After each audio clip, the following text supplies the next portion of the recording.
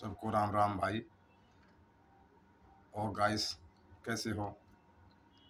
आइए एक छोटी सी कहानी सुनाऊंगा मैं आपको कि कहते हैं एक वन में, जंगल में एक कोई महर्षि तपस्या कर रहे थे। और तपस्या करते करते जब भोले बाबा उनके सामने आए तो कहने लगे, हे ऋषि, मांगो, क्या मांगना चाहते हो?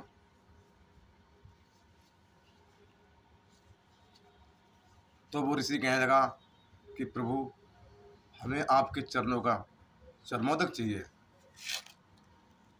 आपको चरणों को धो के थोड़ा चरणामृत लेना चाहता हूँ। शंकर जी कहने लगे, ठीक है, ये हम तुम्हारी मनोकामना अवश्य पूरी करेंगे, लेकिन उसके लिए तुम्हें एक जन्म और लेना पड़ेगा। कहते कुछ समय के बाद वन में आग लगी, साधु जलकर भस्म हो गया। अब कुछ समय बीतने के बाद उस साधु का जन्म एक झील सागर में होता है। कछुए के रूप में उसको जन्म जब मिलता है तो कहते हैं विष्णु भगवान का वास उस तालाब में रहा करता था। और वो कछुआ पैरों की तरफ जाता ना चरमोदक लेने के लिए, तो माता लक्ष्मी जी भगा देती हैं। और जब सर की तरफ जाता है तो शेषनाग जी भगा देते हैं। वो कछुआ विष्णु भगवान से हाथ जोड़कर कहता है, हे प्रभु, हे भगवान, अब तो हमारी दिल की पीड़ा को समझिए, अब तो हमारे दर्द को समझिए, क्योंकि आपने वादा किया था कि अगले जन्म में हम आपको अपने चरणों को चरमोदक देंगे। तो प्रभु, अब तो अपने चरणों का चरमोदक मुझे दीजिए। विष्णु भगवान मुस्कुराने लगे, कहने लगे, हे कछराज, जाओ, इसके लिए एक जन्म और लेना पड़ेगा आपको लिए।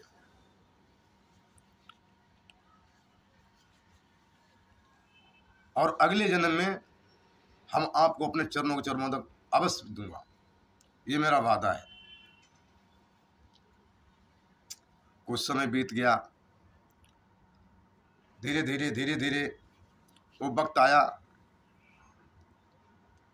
कि प्रभु श्री रामचंद्र जी को जब वनवास मिला तो माता सीता, भ्राता लखनलाल, श्री रामचंद्र जी तीनों आदमी जब अयोध्या से वन के लिए निकलते हैं और चलते चलते जब उसी घाट पहुंचे, शमशा नदी के पास, और इधर उधर देखने लगे। नाव खड़ी है लेकिन पार उतारने वाला कोई नहीं। और इधर केवट जो है झाड़ियों में छुप के बैठ जाता है और अंदाज लगाता है कि हो ना हो यही हमारे प्रभु हैं। पहले जी भर के देखता है छुपके से, कहता ठीक है भगवान, आज तो हम अपनी मनोकामना अवश्य आपसे पूरी करके ही आपको पार उतारेंगे।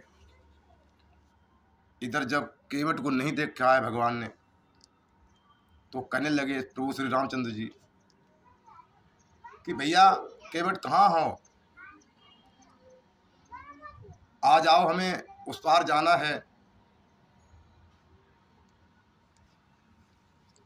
केवट निकल के आता है और चरणों में जाकर सर को नवाता है, पकड़ लेता चरणों को कि हे भगवान, अब तो हमारी पीड़ा को समझिए, और हम जानते हैं आपका मरहम। भगवान प्रभु श्री रामचंद्र जी कहने लगे, अरे भैया केवट, ये हम और आप तो पहली बार मिल रहे हैं, फिर आप हमारा कौन सा मरहम जानते हैं?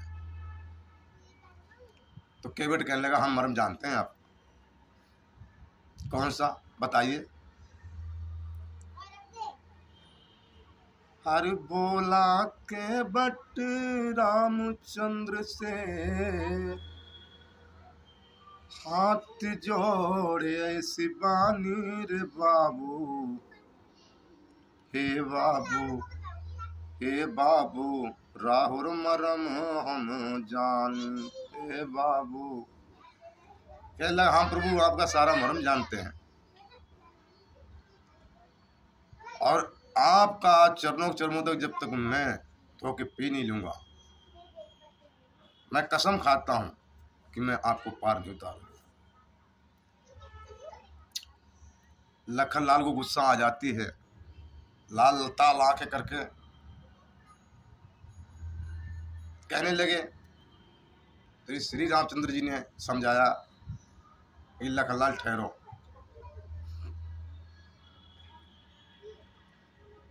तो कुछ समय जब चरमोदक मांगने लगे तो प्रभु श्री रामचंद्र जी सीता माता जानकी की तरफ देखते हैं, लखनलाल की तरफ देखते हैं, तो कहते हैं लखनलाल याद करो कुछ समय पहले आपकी माता जानकी ने आपसे चरणों को चरमोदक मांगा था, तो आप कई घंटे के लिए बेहोश हो गए थे। आज तो ये केवट चरमोदक मांग रहा है, ऐसा ना करना कि दोनों ही आदमी बेहोश होके घाट पे पड़ जाओ, पूरा समय यहीं व्यस्त हो जाए। कहते हैं कि लखनलाल का एक नियम था कि प्रभु श्री रामचंद्र जी के सुबह जब उठकर पहले चरणों को धोते थे और उनके चरणों को धोकर उनका चरमोदक पी लिया करते थे। श्री रामचंद्र जी का विवाह तय हुआ, माता जानकी का आगमन हुआ। उन्होंने एक दिन देखा, 2 दिन देखा, जब कई दिनों तक देखा कि ये क्या, लखनलाल सुबह प्रातः काल उठते हैं, अपने भाई के चरणों को धो लेते हैं और पी लेते हैं। एक दिन ऐसा आया, माता जानकी ने हाथ पकड़ लिया, कहने लगे लखनलाल ये चरणों का चरमोदक धोकर पीना बंद कीजिए और ये अधिकार हमें दे दीजिए कि जब तक शादी नहीं होती है तब तक तो कोई बात नहीं, और विवाह हो जाने के बाद ये नियम अर्धांगिनी का होता है। चरणों को चरमोदक पीने का अधिकार केवल अर्धांगिनी को होता है। लखनलाल कहने लगे माता जानकी कि हमारा एक नियम है कि सुबह उठकर जब तक हम माता अपने प्रभु भाई भ्राता श्री रामचंद्र जी का चरणों को धोकर चरमोदक नहीं ले लेते तब तक हम अन्न पानी जल ग्रहण भी नहीं करते।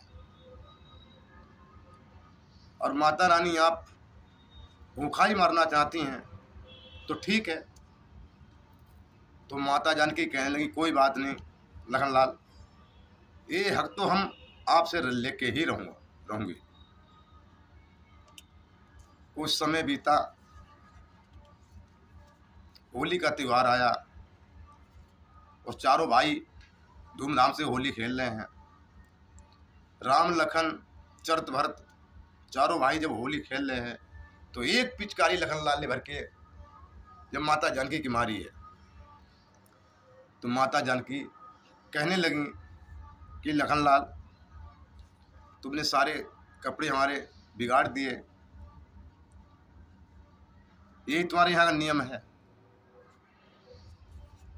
लखनलाल हाथ जोड़ कहने लगे माता जानकी आपके यहाँ का क्या नियम है। तो माता जानकी कहने लगी कि हमारे यहाँ जब होली पर कोई किसी रंग डालता है, फगुआ खेलता है तो उसे इनाम देता है। लखनलाल कहने लगे अरे माता ये कितनी सी बात, मांगो क्या मांगना चाहते। माता जानकी कहने लगी नहीं ऐसे नहीं, हमने आपसे मांगा आपने नहीं, हमारी मन खराब और नहीं बनेगी।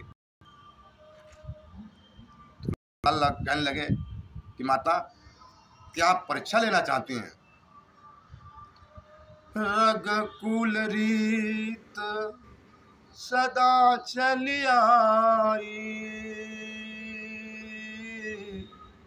प्राण जाए पर बचन न जाए, राम सिया राम जय जय राम। लखनलाल हाथ जोड़कर कहने लगे, माता जानकी क्या आप हमारी परीक्षा लेना चाहते हैं? क्या मांगनी चाहते हो? मांगो। माता जानकी कहने लगी, नहीं, पहले आप 3 बार तिरमाचा दीजिए, तब मांगूंगी। 3 बार तिरमाचा भरवाने लेने के बाद में माता जानकी कहने लगी, ठीक है लखनलाल, अपने भाई के चरणों का चरमोदक धोकर पीने का अधिकार अब हमें ही दे दीजिए। तो कहते हैं उसी समय जब लखनलाल से चरणों का चरमोदक मांगा था तो कई घंटे के लिए बेहोश होकर जमीन पर गिर गए थे। तो रामचंद्र जी इशारों कहते हैं कि उस टाइम तो लखनलाल ने मांगा था चरणों का चरमोदक, तो आप बेहोश हो गई थी, लेकिन आज तो एक केवट मांग रहा है। ऐसा ना करना कि आप दोनों ही जने घाट पे बेहोश हो जाओ। बात करते करते प्रभु श्री रामचंद्र जी ने केवट को अपने चरणों को चरमोदक दिया, और जब केवट चरणों का चरमोदक जब पीता है तो उसके हृदय में एक ऐसी शांति, इतनी खुशी अपार होती है कि अपने आप को गदगद होने लगा।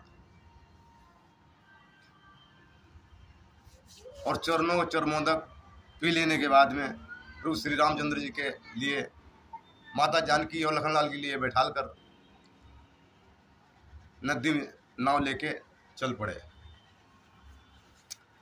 जब नाव इस पार से उस किनारे पहुंची तो केवट ने नाव को फिर वापस घुमा लिया और बीचों बीच धार में लाके रोक दिया। फिर बीच से किनारे पे ले गए और किनारे से फिर बीच में ले आए, फिर किनारे से बीच में लाए, फिर बीच से किनारे पे ले गए। ऐसा देख कर लखनलाल को गुस्सा आने लगा तो कहने लगे, भैया ये केवट हमारे साथ ऐसा क्यों करता है? कहो तो मैं इसको अभी समाप्त कर देता हूँ। रामचंद्र जी कहने लगे, भाई सुनो, ठहरो। कोई समय ऐसा होता है कि किसी व्यक्ति से झगड़ा नहीं करना चाहिए। हम तो आज नाव बैठे हुए हैं, हम पूछते हैं बड़ी निम्रता भाव से कि हमारे साथ केवट ऐसा क्यों करते हो? तो प्रभु श्री रामचंद्र जी कहने लगे केवट से कि भैया केवट, अरे आप हमारे लिए पार ले जाते हो और किनारे पे ले जाने के बाद फिर नाव घुमा लेते हो, फिर बीच में ले आते हो, बीच से फिर किनारे पे ले जाते हो। ऐसा क्यों करते हो? ऐसा करने से मालूम आपको क्या परेशानी होती है? बड़ी ऊब होती है और बड़ा दुख महसूस होता है। केवट मुस्कुराने लगा, कहने लगे, बस प्रभु जी, आपको 2-4 चक्करों में ही ऊब आने लगी, पीड़ा होने लगी। अरे सोचो, हम प्राणियों को तो आप 84,000 योनियों में घुमाते हो, तो हमको ऊब नहीं लगती, हमको पीड़ा नहीं होती है। वादा करो कि आज से हम मनुष्य जात को 84,000 योनियों से मुक्ति दिलाओगे। प्रभु श्री रामचंद्र जी कहने लगे, ठीक है भैया केवट, मैं आज से सारे बंधनों को हटाता हूँ और 84,000 योनियों से मुक्त करता हूँ। इधर वचन लेकर नाव को लेकर निकल पड़ा है केवट, और खुशी में क्या गाता हुआ आ रहा है, मिलता है सच्चा सुख केवल